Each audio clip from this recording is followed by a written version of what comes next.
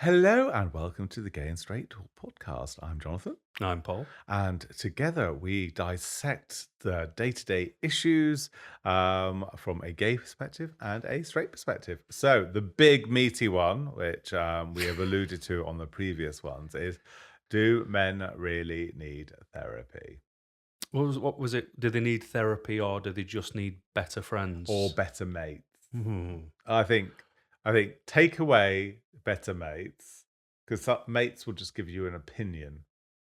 You don't necessarily need an opinion. Sometimes when you talk about something, you just need someone to listen. And mates can be a problem because they'll always put an opinion on it, See, unless they're asleep when you're talking to them. there's always that. Um, well, sometimes I think it's good to just vent. Like you might have something going on, I hear you, and babe. talk to me, babe. Um, yeah, so I think you can have something going on, and it's just good to get your thoughts into words and Mm, because it helps, doesn't it? Because you think too fast, you can't speak as quick as you yeah. think, and if you wanted to write it down to really absorb it, Mm, so I think it does help sometimes if you've got something to just verbalize it. Um, but like you say, if you're telling a mate, sometimes you're not after an opinion. You're just after getting it out and need someone to hear you. But then they give an opinion, and that just annoys you because it's like I already know what I'm doing. I'm just moaning about it. Or alternatively, to follow someone else's sort of like opinion and then it all bollocks us up and then it's someone else's fault. Yeah. Um, I think anyone needs therapy. I think everyone at some point in their lives will need therapy of some description, even just to get through your childhood. Because parents really screw you up. Well, yeah, they do. Because they're always projecting on you what they think is right. And now thinking about it, I'm older than the parents of the kids that I went to school with. I'm thinking, Christ, they were just making up as they go out along. Mm. And they always felt like so adult, like they're doing the right thing at the right time. But genuinely, no, everyone is equally stuffed. There's no plan of being a parent because everyone does it different. And everyone, and that's the problem. I say there's no uniform situation of how to. This is how you bring up a child. Oh, Mm. there's lots of books like this is how you do it, but nobody does it. Everyone takes the easy option out. Or if you look at the parents nowadays, there's a load of them, like given the iPad generation, they're just like, Ah. oh, shut the kid up, give it an iPad, Yep. Yeah. because that'll stop it whining. But the amount of damage it does Yeah, to a child. attention span for Mm. having a phone or a tablet in front of you. The kids can't read. They No. can't read. Okay, I mean, there's none of that. And the people just do it as a dummy to shut the child up, to stop it whining. Mummy's Yeah. having a chat now. Daddy's having a chat now. Yeah, I need a break. Look at this. Yeah, I just know it does a lot to the wiring of the brain in the formative years that is completely undoable. but I think the what's undoable is how people have been parented, Mm. and I think that's why it's really handy. I think there should be something compulsory that you have a therapist at a certain Well, a lot age. of Americans do a lot of therapy, don't they? Like it's very common to have a therapist, whereas in England, it's quite rare to have a therapist. It's becoming a little bit more mainstream, but I think it's very important because parents really screw people up.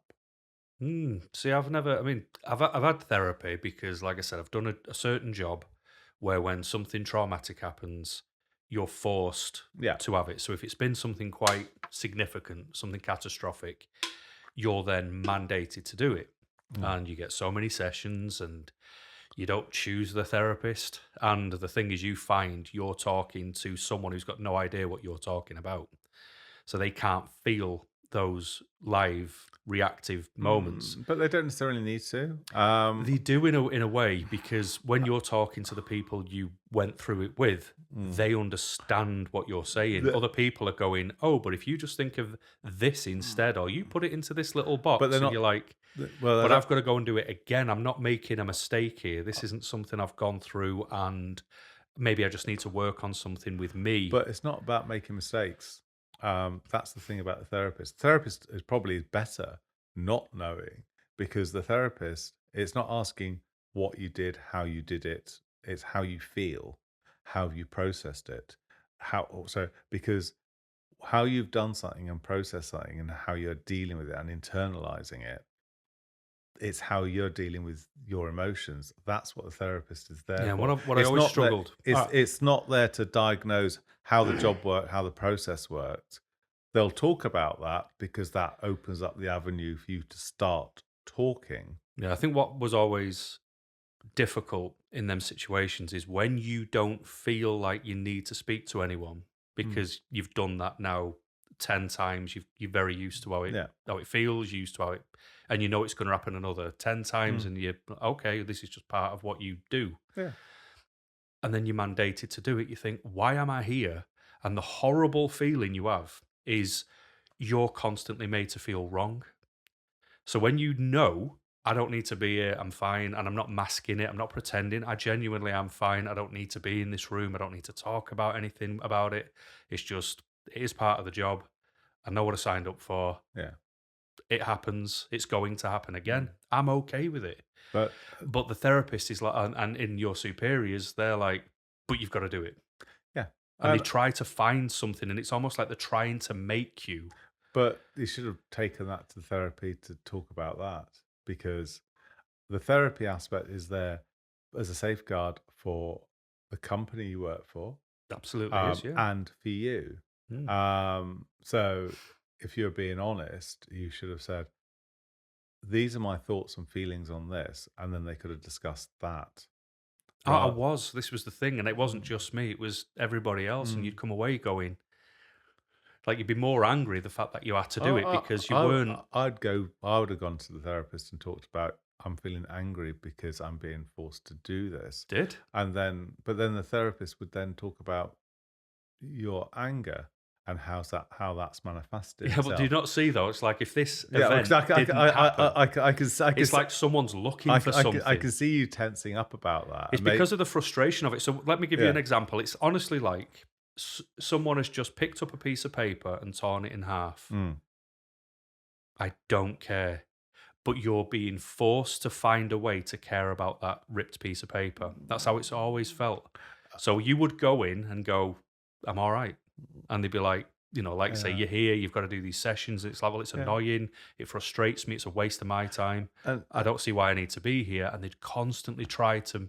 So it would make you angry and it would bother you. I would say, this anger is natural, But I and don't know why I need to talk about this ripped piece of paper. That's I how don't it think always it's was. necessarily the paper that they're talking about. It's how your anger manifests. It's so frustrating. I know it sounds really wanky, Big time. but the thing is, someone who just feel that anger, if that person But I feeling that wasn't anger, angry. but you're feeling angry about having to go to the therapy Yeah. thing, but if that anger manifested itself in something else and you hadn't gone to therapy, Yeah. um, and then that could have resulted in something catastrophic happening with the job. Absolutely, yeah. So, I appreciate the reason it's it's there. it's a safeguard for you, and also it's a safeguard for for the company you Yeah, work for, and absolutely. I understand the and whole reason it's and there. I understand its safeguarding purpose. I understand that if somebody I mean, doesn't know how to process their emotion, I understand yeah, if they actually don't realize they've it's been affected by it it, because of trauma. I get it all. it's a mandated thing. So But when you're not bothered, that's when it gets horrible because no one believes you. mm, And then it's like, oh, so you do have an anger problem. It's like, it's because you're not listening to me. mm, What's happened has happened. I appreciate that. yeah, But I don't need to talk about it. I spoke about it the last time it happened and the time before yeah, that, and it's going to happen again. And yeah, if I ever feel like I need to, I'll open up to you. I promise. yeah. But at the minute, I'm thinking about lunch. I'm not I bothered. think, say, maybe glide into it and then just talk about lunch. Yes, but if And they'd have done that, that would have been great. But but the it thing is, never I worked say that way. it's managing that. Sometimes these therapists just like talk about lunch and say, yeah, it was a very sad thing that happened. Yeah. It's very depressing. I've been through this process before, but I'm more concerned about what I've been having for lunch, and then Yeah. just talk about lunch, because ultimately That's it. And I said, "Well, if they could steer back to the issue that had happened," and he said, "Oh, yeah, it was very sad. We did all the process that was needed to do." It's just Mhm. like leaning into it because it's a situation. Say you've got. I mean, Rob pointed out with the pub. Say sometimes you just have to lean into it. You can't change the waves. Mhm. The waves come in. So when there's that tsunami that happened like last week, that sort of I don't watch the news. well, basically, there was some shift. There's like tectonic plates that shifted, and then something dropped so many Right. feet, and that created a tsunami of 5 meters that hit the east coast of Russia. And then it was worried that it would go further across to go to Hawaii, but it didn't get that high. They did an alert sort of thing, but then it didn't. It washed itself out. Um, but sometimes there's so much pressure that builds up, so you have to glide into it. And I Mm. say with regards to the pub, I'm running the pub. I didn't mind people. Well, my fantasy of having the pub, so people come to the pub, they have a very polite conversation. They'd be very, very jolly. They get drunk in the pub, and then they would like leave nicely and politely. I didn't expect drunk people to come into the pub to get even more drunk and then having to deal with the behaviour issues there.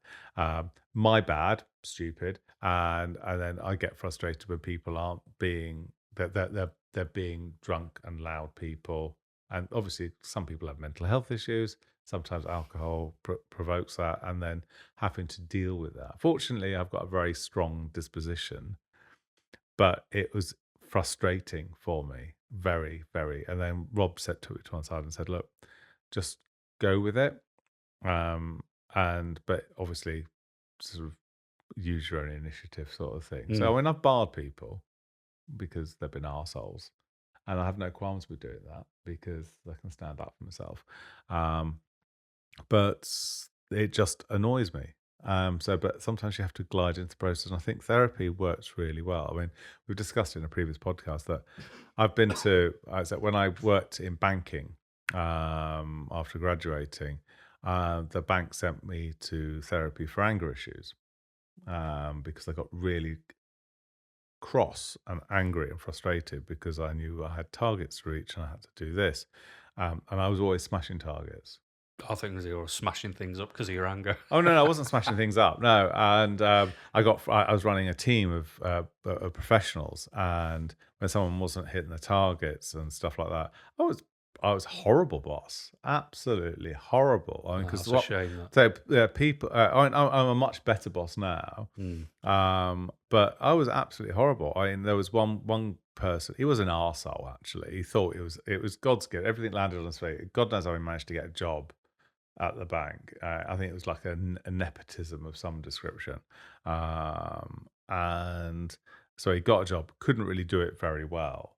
And I'd say that's where the complaint came from because it was a bit of like a hooray Henry. And I said, I put on a cleaning on our monitor. I actually taped on a classified ad for looking for someone looking for a cleaner. Said, "You're not very good at banking. Why not try that?" And that's what that's that, that's what really stimulated. So I went to therapy. It worked really well, and then I just worked out how to fire people that were shit.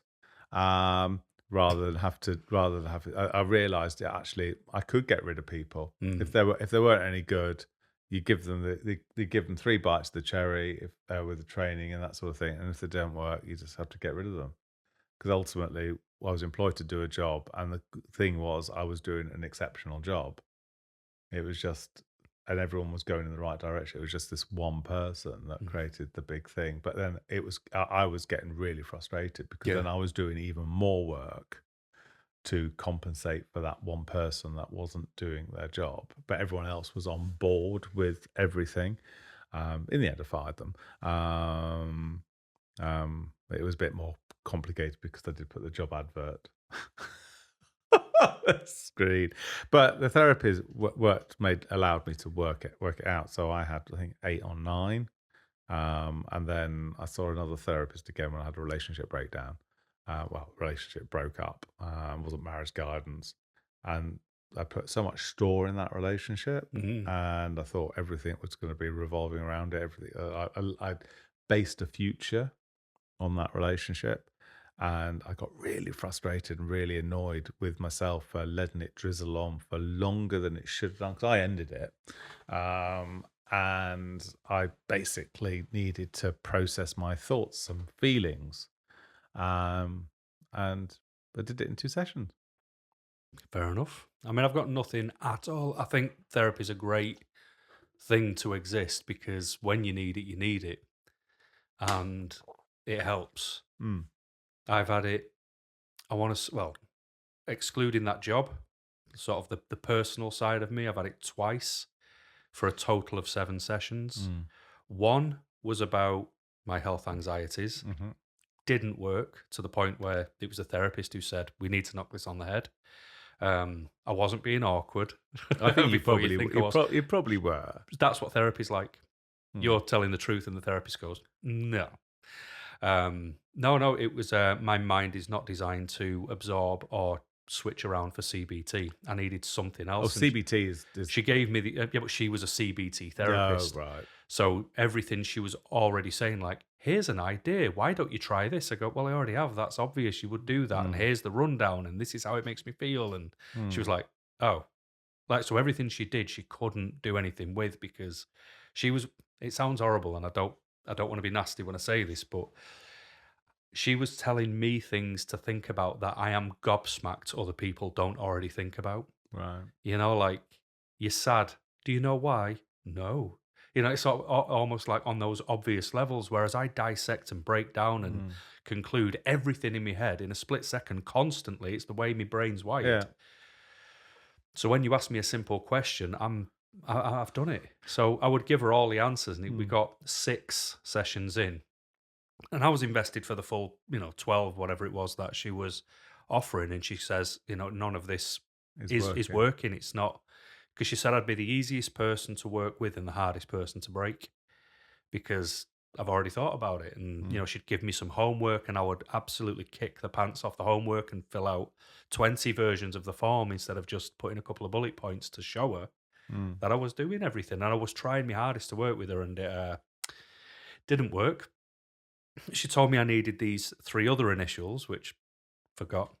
I think it was D something something. Um, but I've never gone down that path because the NHS don't offer it, and I've tried to look privately, is and that disassociation or is it I don't know. that one? But it was quite expensive, so I thought, all right, forget it. And the other one I had very, very recently. I had one session to talk about something off the recommendation of someone Mhm. that you know very well, called your husband.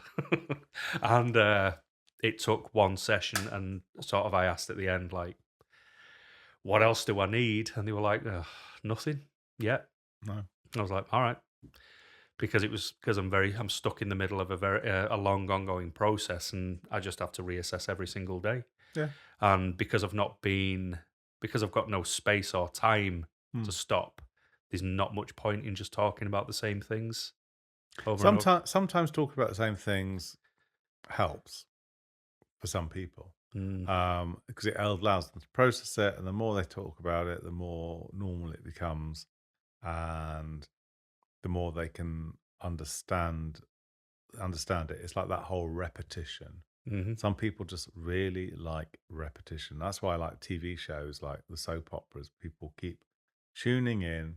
They know what's going to happen. They pretty much know how everything's going to pan out, but it's just going there, turning up just to get that reassurance that it's going to happen. That's why when something obscure happens to a character in a soap opera, there's outcry and outrage because that's not what should have happened, because that's what the expectation is. And that's the thing with life.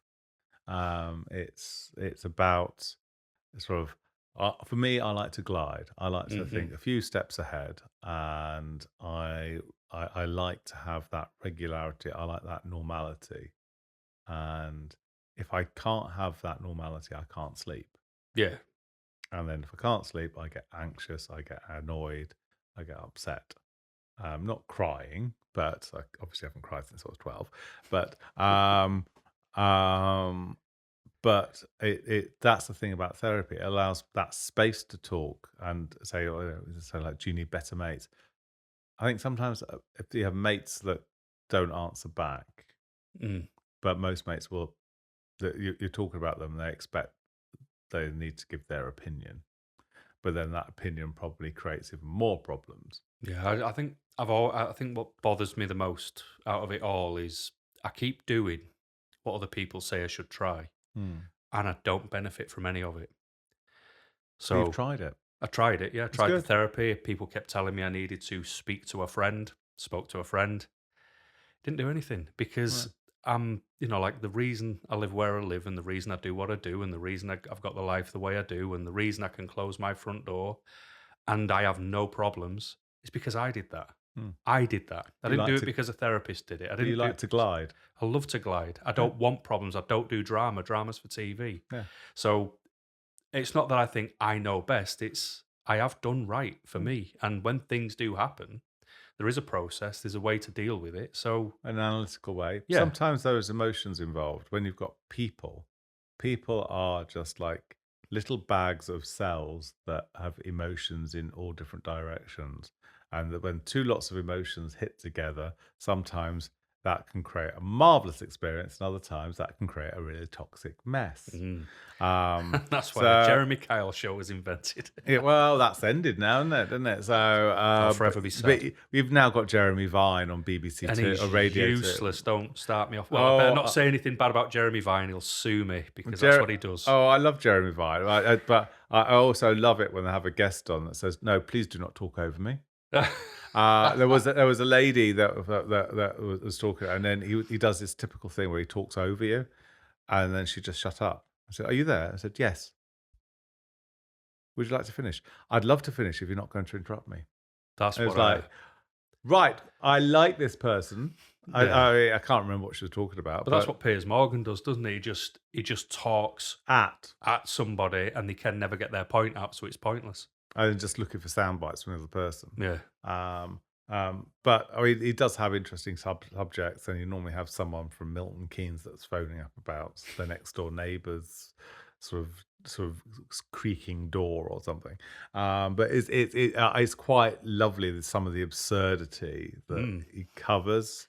Um, but I like it's gliding, and I think sometimes if you can talk to friends, I mean, when you discussed with regards to the issue that you had, that sort of medical thing, it was just like, well, what's the worst that can happen? Mm. And I think that's sometimes for you, that's the best thing that you can say, right, this is the worst thing that can happen. How would I deal with that? And that's always what I do. And Um, and that's it. But that's the thing. It's just like it's like where I mentioned in a previous podcast when someone says, "All right, so I've got cancer," and rather a lot of people get like all emotional, like, "Oh, I'm so sorry," get all tearful. Sometimes it's like, "What cancer is it? What treatment are you having?" And then it's like the emotions sort of it's like very sad. Oh, I'm sorry to hear that. What cancer is it? As long as you acknowledge what they've said, and then you're asking, and then they can but that's discuss what it. my original that was what my therapy was for. It was for the health anxiety because Mm, that health anxiety was born from my best friend dying, yeah. but it was not because he had cancer. It's because I watched him have the worst treatment. Mm, Nobody cared, and this was Christie's in Manchester. Shame on you. And they just didn't care. They never, in 18 months, got his pain medication right. If he didn't want anyone to go in the room, they'd ignore it. Everything was just atrocious, and it's that worried me. That's what caused me my trauma mm, for it. It was if I ever need somebody, my life depends mm. on it. I've watched somebody where their life depended on it and they're no longer here because they just weren't tuned in. So when you hear all these great stories about, oh, this person at Christie's was fantastic for me and blah, blah, blah, I think, but I watched. I was there. I was in the room and I Mm, just saw people not even speak to the guy. You know, mm. so that was the thing Oh, that caused the trauma. It's not the and I think that was that's one experience. I mean, if ever I had anything along those lines, I would be very, very unlikely to go down the whole treatment route unless it was like really. oh gosh, yeah. Wow. I wouldn't want to go through chemo. Really? I'd probably go through radiotherapy, but I Yeah. wouldn't If I there wouldn't was, I wouldn't go through chemo. mm, I wouldn't want to put myself because I've had friends that died of cancer. I've had a similar situation. So I had a friend who was in scouts with, um, like rugger bugger, cyclist, canoeist, all that sort of thing. 17, testicular cancer, died when he was 19. Wow. So, and he wasted away. But he had all that treatment, all the hair went, um, and it was hopeless. It was stage 4 cancer. So, and sort of wasted away. I wouldn't want to be, I remember the thing I remember about him is like the shell he became Mm. rather than the person that he was. Right. And that's sad because he was super vibrant. He was like fun, like life and soul, all of that, and then suddenly not. Mm. And I remember the last Christmas, and so we all went round, and like he'd got a Nintendo and was playing Nintendo and stuff like Nintendos. that. And literally within 2 months, he'd dead. Yeah. But he was tuning in and out of life, as sort of not consciousness, but sort of he'd suddenly get very tired, and Yeah, then that suddenly he was was back, and like then mine. and I'd much prefer to be remembered for who I am, and I've got no, I'm very much along the whole lines of euthanasia. So if you've gone down as much as you're willing to go down, I'm quite happy to end it.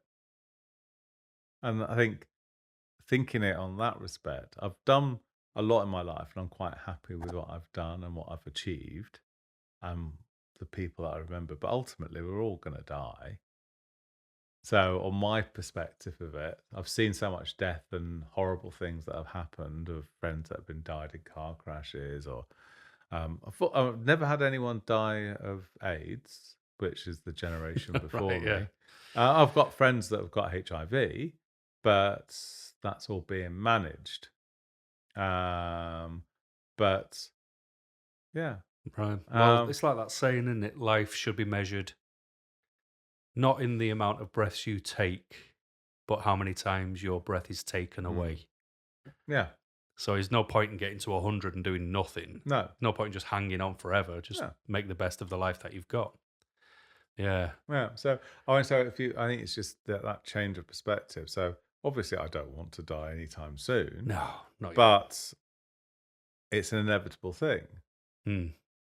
And as long as you're, It's weird though, isn't it, that it is? Like, it's a weird feeling yeah, knowing that one I mean day. that's the certainty. That is the one certainty all of us have. And I think if they potentially that may be a perspective to look at rather than. So the thing is, you can make a choice if you have got something which is really horrible and the treatment is vile. I mean, there was an acquaintance of mine. It was a writer and children's writer called Tommy Bonavan, and he was he wrote children's books, but as a children's author, they get paid buttons. But he did a lot of the engagement with school. So he went out. He wrote this the series called Scream Street.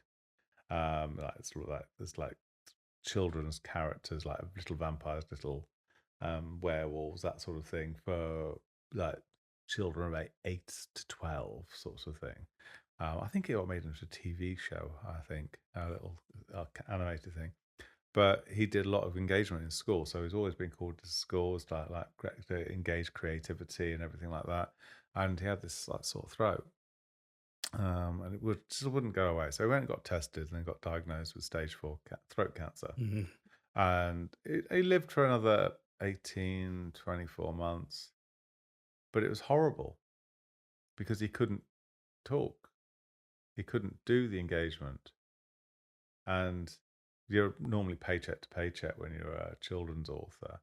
And it was sad. And it was like his GoFundMe. And there was like a load of other authors wrote sort of anthology books just to get some money for him. His wife was obviously sort of devastated, and didn't drive, so he couldn't she couldn't drive him to his appointment, so he had to drive to his appointments and drive back. And when you have the throat cancer, you have like a mask done of your head, so they can pinpoint. Mhm. Yeah, and it's just like, and I think, well, I wouldn't want to go through that. I prefer to live it up and then be able to take a tablet and go, Mm. rather than have to go through all of that, because the inevitable. is there.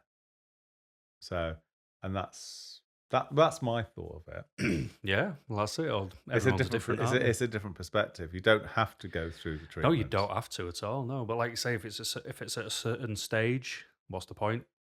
As Yeah. horrible as that But sounds. then again, my sister-in-law, when she had cancer, she died of it.